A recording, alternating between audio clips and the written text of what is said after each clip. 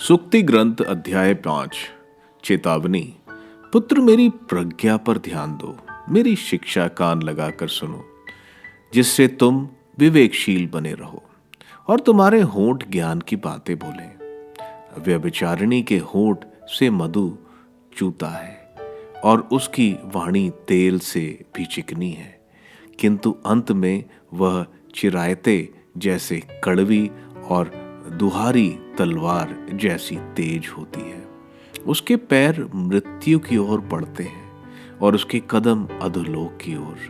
वह जीवन के मार्ग पर ध्यान नहीं रखती, उसके पथ टेढ़े मेढ़े हैं और उसे इसका पता नहीं। पुत्र, मेरी बात सुनो, मेरी शिक्षा की अपेक्षा मत करो, उससे दूर रहो।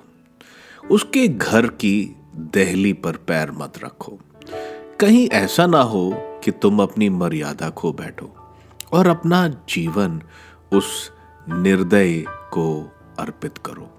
ऐसा ना हो कि पराये लोग तुम्हारी संपत्ति से तृप्त हों, अपरिचित का घर तुम्हारा परिश्रम से लाभ उठाए, और जब तुम्हारा हांड मास घुल गया हो तो तुम्हें जीवन के अंत में रोना पड़े।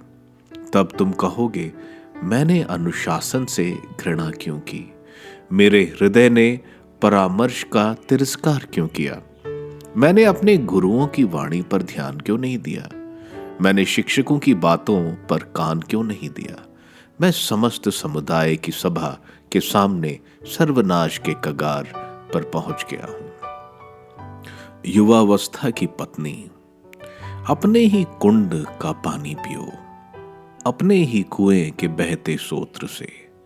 क्यों तुम्हारे जल सोत्र घर के बाहर, तुम्हारी जलधाराएं सड़क पर बहें? इन पर तुम्हारा ही अधिकार है, इनमें तुम्हारे साथ किसी पराये के समझदारी नहीं। तुम्हारे जल सोत्र को आशीर्वाद प्राप्त हो। तुम अपनी युवावस्था की पत्नी, उस सुंदर हिरणी, उस रमणीय मृगी से सुखी रहो। उसका प्रेम स्पर्श तुमको तृप्त प्रदान करता रहे, उसका प्रेम तुमको मोहित करता रहे। पुत्र, क्यों तुम व्यभिचारिणी पर मोहित होते हो? क्यों तुम पर स्त्री को गले लगाते हो?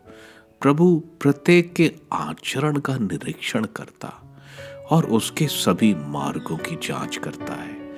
दुष्ट अपने ही कुकर्मों के जाल में फंसता है, वह अपनी ही पापों के बंधनों में बंधता है। वह अनुशासन की कमी से मर जाएगा, उसकी अपनी मूर्खता उसका विनाश कर देगी।